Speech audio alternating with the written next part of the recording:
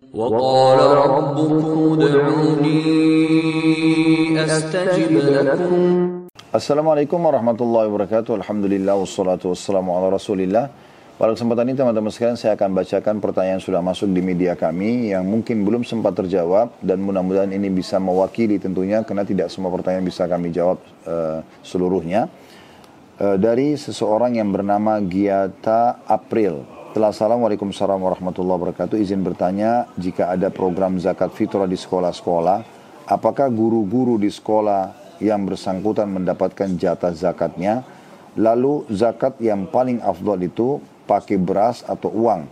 Jazakallah khair atas penjelasannya. Kita akan jawab dulu doanya. Kita mengatakan wa iyyakum ya atas doanya tadi, jazakallah khair.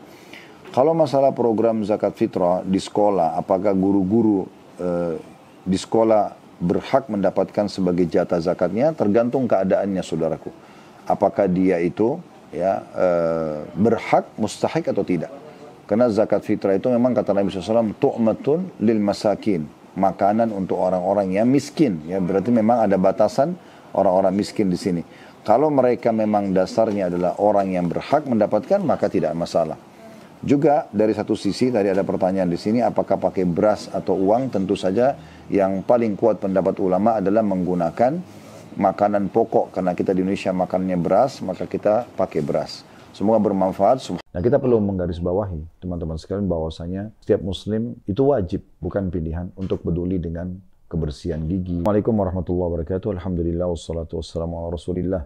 Segala puji dan puja kehadirat Allah Subhanahu wa taala, juga salawat dan taslim kepada Nabi besar Muhammad sallallahu alaihi wa alihi wasallam. Saudaraku seiman, pada kesempatan ini saya akan buat sedikit konten kecil sebenarnya, hanya bentuk nasihat kepada setiap muslim, tapi kita akan bahas substansial, ya, hal-hal yang secara substansial dalam kehidupan kita. Di antaranya kesempatan ini kita akan bahas tentang masalah kesehatan gigi. Nah, kita perlu menggarisbawahi teman-teman sekalian bahwasanya setiap muslim itu wajib, bukan pilihan, untuk peduli dengan kebersihan gigi, perawatannya.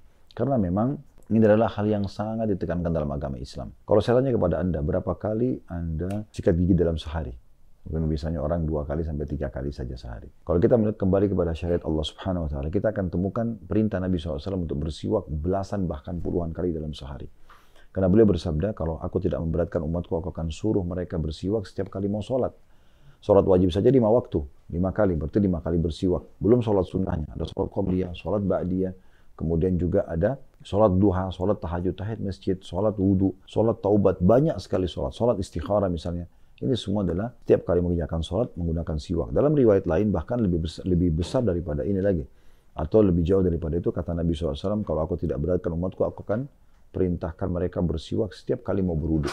Dan Nabi SAW mengatakan dalam riwayat yang sahih, aku diperintahkan untuk bersiwak. Berarti sama kita sekarang bersikat gigi ya. Itu sampai aku mengira gigiku akan rontok. Ya, karena seringnya disuruh untuk membersihkan gigi tersebut. Dan sunnah Nabi SAW yang terakhir beliau lakukan sebelum beliau meninggal dunia, pada saat sudah akan sakarat, sudah sangat lemas dan beliau sudah tertidur di dada Aisyah radhiyallahu anha. Masuklah Abdurrahman bin Abi Bakar, adiknya Aisyah radhiyallahu anha majma'in, lagi bersiwak. Maka mata Nabi SAW ke siwak itu. Lalu kemudian Aisyah faham. Aisyah mengatakan, ya Rasulullah, apakah anda ingin siwak itu? Nabi SAW saking lemasnya nggak bisa lagi ngomong, cuma memberikan isyarat dengan mata seakan-akan iya. Maka Aisyah pun meminta dari Abdurrahman, kemudian memotong bekas Abdurrahman, membersihkannya, kemudian menyiwakkan di gigi Nabi SAW. Dan di saat itulah ajal Nabi SAW datang. Ini saking luar biasanya perintah untuk menjaga dan merawat gigi tersebut. Jadi teman-teman sekalian harus diperhatikan, semoga ini bisa memberikan inspirasi dan tambahan informasi. Subhanakallahumma bihamdika, asyhadu an la ilaha illa anta, astaghfiruka wa atubu ilaik. Wassalamualaikum warahmatullahi wabarakatuh. Pada kesempatan ini teman-teman sekalian, saya akan coba bacakan beberapa pertanyaan yang masuk di media kami yang mungkin belum sempat terjawab ya, dan mudah-mudahan ini bisa mewakili. Tentu tidak semua juga pertanyaan bisa kami jawab, tapi kami akan coba di beberapa pertanyaan ya. Masuk dari seseorang yang bernama Gina Desari. Beliau mengatakan, Assalamualaikum warahmatullahi wabarakatuh. Ustadz, bolehkah menjanjikan anak yang baru belajar puasa full untuk diberikan sesuatu di akhir Ramadan nanti sebagai bentuk motivasi untuk anak? Jazakallah khair Ustadz. Doa beliau, wa iyaki, karena setahu saya ini akhwat ya.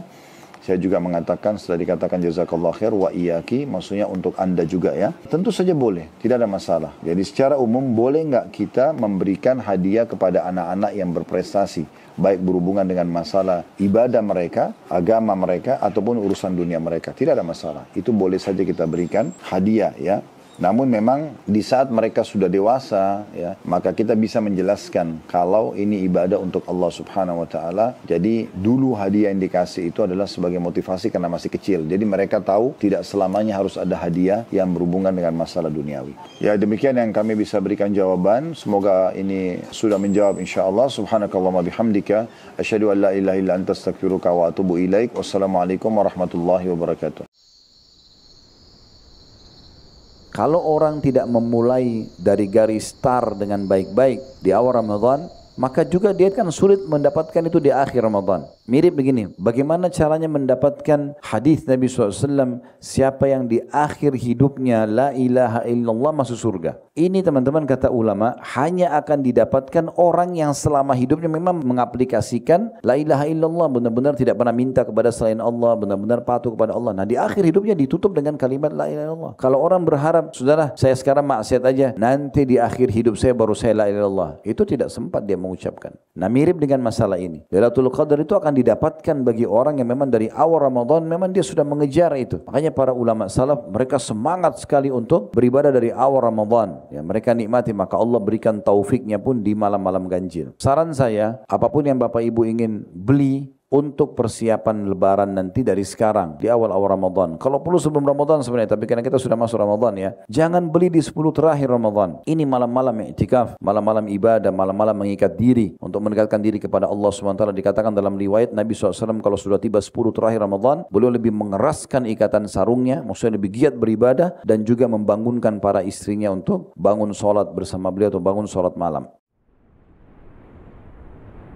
Yang terakhir teman-teman, jangan sia-siakan doa. Jangan sia-siakan doa kita. Kita berdoa kepada Allah SWT karena ini memang waktu mustajab doa. Kata Nabi SAW, "Thalathatun la turaddu da'watuhum." 3 orang yang tidak akan ditolak doanya. Yang pertama sekali as-shaimu hatta yuftir. Orang yang berpuasa sampai buka puasa. Jadi mulai sahur tadi sampai buka puasa Bapak Ibu bisa berdoa. Dan ini doa mustajab. Luar biasa nih, dari pagi sampai malam begitu panjangnya waktu kita mustajab doa. Kalau di hari-hari selain bulan puasa kan, atau selain puasa kita antara azan dan iqamah sepertiga malam ya. Ini enggak, sepanjang kita puasa ini sampai kita buka puasa, dari mulai sahur, dari mulai azan subuh sampai azan maghrib, itu doa mustajab. Kata Nabi SAW, 3 doa tidak akan ditolak. Yang pertama itu orang puasa sampai buka puasa. Baru yang kedua, al-imamun adil, pemimpin yang adil. Baru kemudian yang ketiga, da'watul madlum, doa orang yang terzalimi. Tapi yang pertama doa orang yang puasa. Jadi jangan sia-siakan, jangan cuma duduk, nongkrong, diam, zikir, baca doa. Berdoa apa saja. Dan saya tutup dengan kata-kata saya ini. Kalau teman-teman bilang, saya mau berdoa apa Ustaz? Toh badan sehat, harta ada, pekerjaan ada, pasangan ada, anak-anak ada, semua nikmat ada. Ingat, berdoa minta agar dipertahankan nikmat lebih afdal daripada musibah ada, masalah ada baru kita minta solusi. Jadi Bapak Ibu bilang, ya Allah pertahankan kesehatanku, lebih besar pahalanya dibandingkan kita sakit baru bilang ya Allah sembuhin saya. Bismillahirrahmanirrahim. Banyak orang karena belum memulai ibadah mereka, masih di garis start, selalu saja dikalahkan oleh syaitan. Karena syaitan selalu mengatakan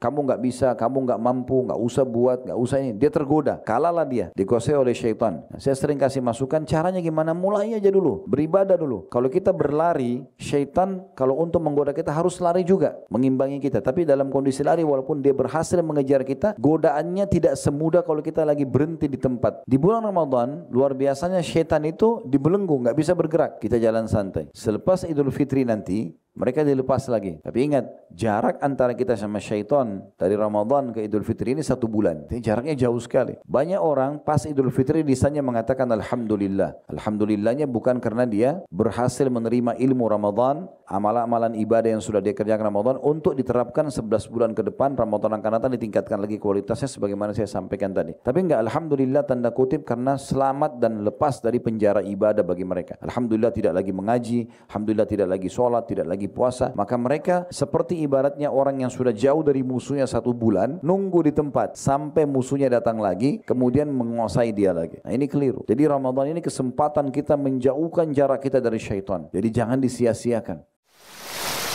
Inilah orang yang terakhir dari ahli surga yang masuk ke dalam surga.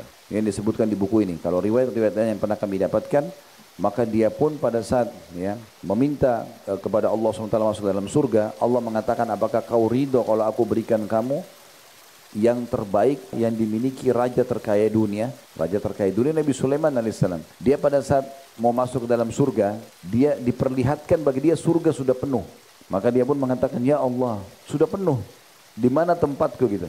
Maka Allah mengatakan, apakah kamu ridho kalau aku berikan kepadamu di dalam surga seperti yang dimiliki oleh raja terkayanya dunia? Nabi Sulaiman alaihissalam. Maka dia mengatakan, tentu wahai Rabbku. Allah mengatakan, dan aku akan berikan kamu dobelnya. Dia mengatakan, aku ridho wahai Tuhanku. Allah mengatakan, aku akan berikan lagi kamu dobelnya. Terus begitu sampai 10 kali lipat. Maka saking gembiranya orang ini, dia mengatakan, ya Allah, engkau hambaku dan aku Tuhanmu. Dibalik sama dia. Dan Nabi SAW waktu itu tertawa sampai urat leher beliau terlihat. Dan ini orang yang paling rendah derajatnya di surga. Dalam beberapa riwayat lain disebutkan, dia pada saat masuk ke dalam surga, dia nikmati istananya, dia nikmati ya semua fasilitasnya, lalu dia menganggap dirinya orang yang paling tinggi derajatnya di surga, padahal ini orang yang paling rendah.